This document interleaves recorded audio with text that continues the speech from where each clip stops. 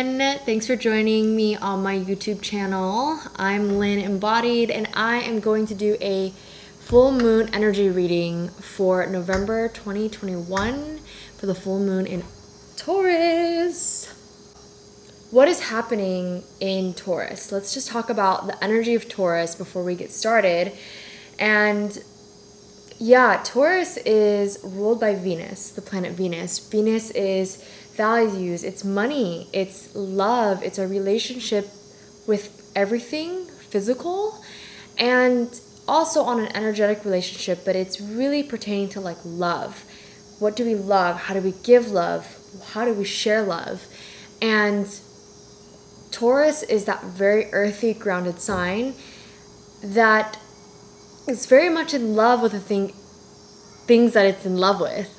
So oftentimes I meet a Taurus person and they're so in love with their job, or they're so in love with their partner, or the house that they designed, or different things that they've decorated their home with, or how they decorate their bodies. They're usually very sensual and connected to their material realm and their bodies. And Taurus is a very important sign because it also is the sign about business. It's the sign of, that part of when you need to stand up for your business and when you need to stand up for yourself and your body and what you believe in. So oftentimes people can think that Taurus are stubborn and that they are difficult to work with. It's because they have really strong worth. So what that means is they know what they want, they know what they deserve, and they know how much certain things mean to them. So if their business means a lot to them, then they're going to stick up to their business no matter what. And oftentimes it's really great to have a Taurus because you have that earthy, consistent, grounded, stable energy. It's again represented by the bull. And it's a really great sign. Like, I've learned a lot about Taurus this year, having different Taurus friends, even, being more connected with Earth, with nature. And yeah, so right now, Taurus energy is very, very potent. It's really asking us, especially when it's in the full moon, of what is in our realm of the Taurus land. What in our business or what in our surrounding environment and things that we may hold on to that we no longer need and we can let go of. And in addition to that, it's a lot about, what other things that you want to bring into your life. And, it really connects back to the new moon in Scorpio, of Scorpio being the sign of the immaterial, right? It's very much the opposite of Taurus. They are both on the opposite axes. And so Scorpio is very much the immaterial. It's the spiritual realm. It's kind of being able to see other people's worth and help other people, and being with that you don't need anything, right? You don't need to be connected to the materials in your home, or you have this visceral knowing that like your body is impermanent and you don't have to be attached to this body. And again, Scorpio is that death and rebirth, whereas Taurus is that grounding and just really being in the life, right? Being in the human experience of experiencing your body and, being with it every step of the way, and almost nourishing your body, dressing up super extravagantly, or just decorating your life, decorating everything.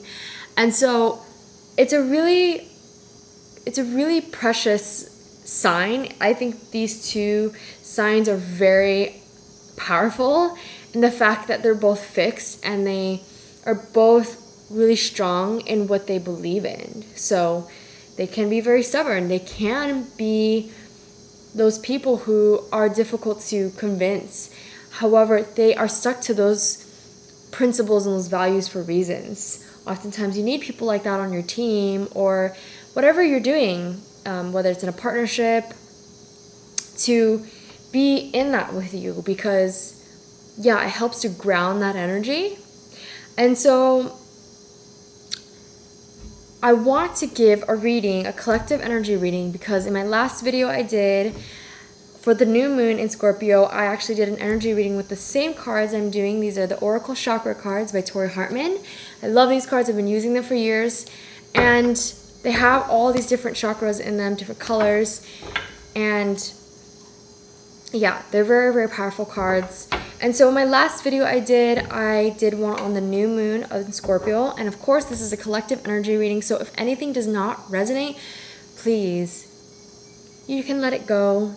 You doesn't have to land. And if things do, then please take it and sit with it and just see what it's telling you. What is it about? What in this video really stuck with you, right? And to bring that into your awareness, so that way you can go into the cycle, into the new moon, into the full moon, to see what you can release, and into the new moon of the next month in what you want to plant based off of what you released, right? And so I want to get started. So I really want you to just be with me here in doing this. And let's just see what I get as a collective energy. So any obstacles or issues or blockages that need to come up during this time, during this moment. Okay, I got one card. During this moment, can come up through these. And what I love to do is tell a story with these cards, right? It's a journey that we're about to embark on, especially with, this full moon cycle. We are releasing a lot. We are actually learning so much, evolving so much. There's so many shifts going on, and it's just so needed right now to find people who really resonate with you, your tribe, your community, and yeah, really be with that. Okay, let's see what else. Let's see what else wants to come out. Okay, I have this one. I have this card, okay. And here. Feel like one more needs to come out. This one. Okay. Interesting. Okay, I felt like doing another one. And I think that's pretty good. So the two cards that I got first were release. Okay. Then I got rejection. I got facade. Then I got passion. Something about this one wanted to come up. It was like I shuffled all of them. I pulled what needed to come out, and then this was like, even the way I'm placing them is a little bit different than this energy right here. There's something on its own here that's coming out, and it's after this story is complete. And so, yeah, I love to tell readings like a story. So what I'm seeing here, and it's very interesting because I pulled this card for the new moon in Scorpio. So I will actually start here as the beginning of the story. And so facade. Facade is that card that's actually telling you to, okay, what is happening in your life that you no longer align with? What is happening in your life that you're being called, and yet you are not able to take the courage, the strength, the bravery, the risk to then step across that invisible line that is holding you back. And usually those are limiting beliefs. Usually those are maybe certain circumstances in our life or relationships that we're in. This is telling me that it's ready, right? What is seeking you is ready to be found by you, as long as you are ready to receive. And not living in a facade. Living completely in your truth. And that's what Scorpio season is all about, right? We're totally deep into Scorpio season right now. And it's all about, it's all about finding your truth and going into these like hidden parts of yourself and just going deep into the depths of your shadow and all of that. And it's asking you to say, okay, hey, what's going on here, right? What is something that I'm not looking at? What is something that I'm not hearing or listening to? And this is actually something that has been resonating a lot with me, is that, I keep finding myself in these situations where I hear a certain thing and I'm like, okay, I need to be listening to this. I need to be listening to where and what does not actually align with my purpose or in my life, what doesn't feel good, right? And facade is the card that's telling us to wake up, right? It's telling us, okay, it's time. Take the time. The yellow represents the solar plexus, right? The solar plexus is all about, right? It's like the chakra right before the heart. So it's all about, okay, how can I protect, my creative ability, my time, my energy? And, how can I then be discerning so that way I can put my time and energy in things that actually matter in my life and build things that will make my heart just burst open? That's really what this is leaning towards, right? And I see it in these other cards. Actually, it's very interesting because the full moon is really about releasing and letting go, and anything that has come up that is no longer serving you, right, can be put into the fire of purification. And so I have this card release here. This card release is a very powerful card. I know sometimes cards look a little scary, but there's no good or bad card. Just like there's no good and bad sign. It's all subjective. When you look at this card, what it reminds me of is this graveyard and the quote, the most expensive, rich place in the world are graveyards because of people's dreams that never came into fruition. And I'm just going to let that sit right there because that's what this card is reminding me about. It's telling me that not allowing your dreams and your purpose to be fulfilled feels like unalignment. It feels like things are not going your way every single day. It's because you aren't actually being placed where you're meant to be placed, and you're not listening, right? You're not listening to the cues that the universe is giving you. And so this is about, again, releasing with the full moon, right? Anything that came up during the Scorpio season and just like pulling those things out and being like, does this resonate with how I feel of my body, with the job that I have, with this environment that's around me, with what I want to build in this life? Does it really align? And if it doesn't, then can I release it?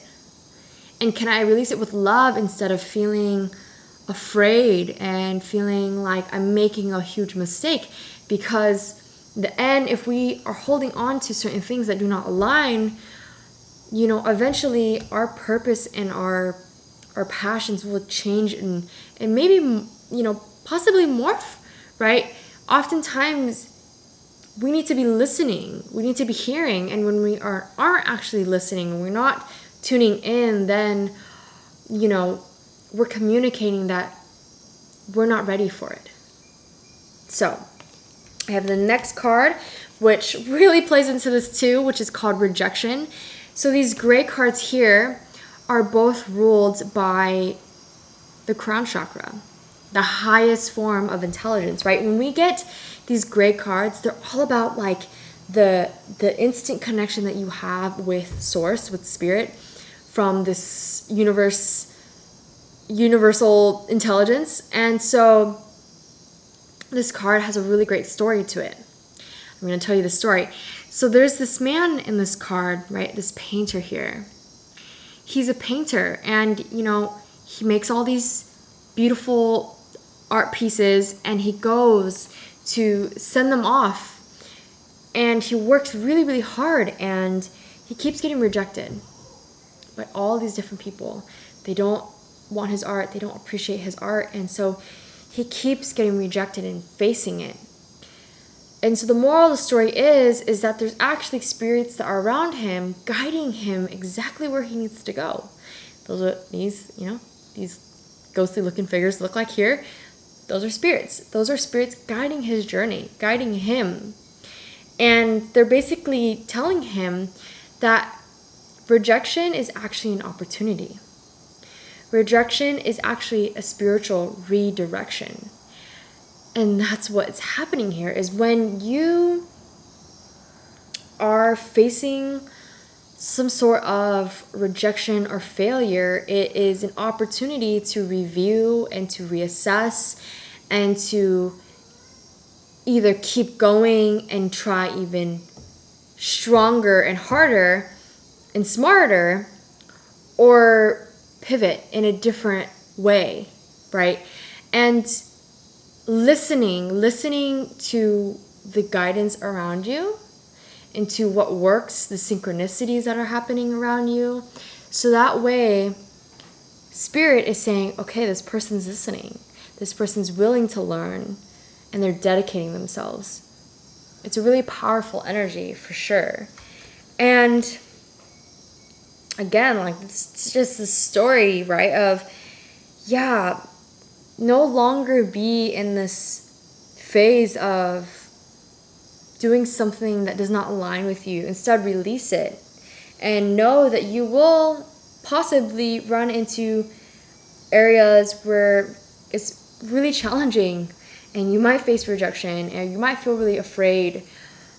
But that's also okay. That's a part of the process. And I have this card, not to forget, which I knew was a part of this, but a different phase. And that's a better description, is this is actually a different phase. And this is called Passion. This is a really beautiful card. It rules the sacral plexus because of the orange. And what this is saying is that once you do all of these things, you release and you let go and you embody your truth and you begin living from that, then you're really able to tap into a deeper part of yourself that's so deeply passionate about something, right? And that you can feel fully embodied in that, in this physical realm. That's what Taurus is. They love to embody like sensuality and being so deeply in love with the world and with plants and with the earth and with their bodies and, you know, their clothes and really luscious things. It's like once you begin this, you kind of find things you're really passionate about that give you that same energy that Taurus feel about friends that they love or foods that they love, right? It's this deep loyalty for those things. And yeah, it's really telling me that there's some potent energy here for transformation, for really being aligned on our purpose and just enjoying our lives more. And yeah, realizing that life is about pleasure and diving into your passions. This is a strong theme. I feel like it's going to be so key in these next couple years, is what is your passion? What is your passion? And lean into that. What is something that you think about all the time or you are watching all the time? Okay.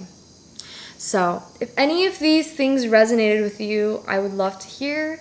I'd also really appreciate any likes, subscribes to my channel. I'm always going to be doing these new moon, full moon readings and talk a lot more about astrology, talk more about Chinese medicine as well. And so I post new episodes every Saturday.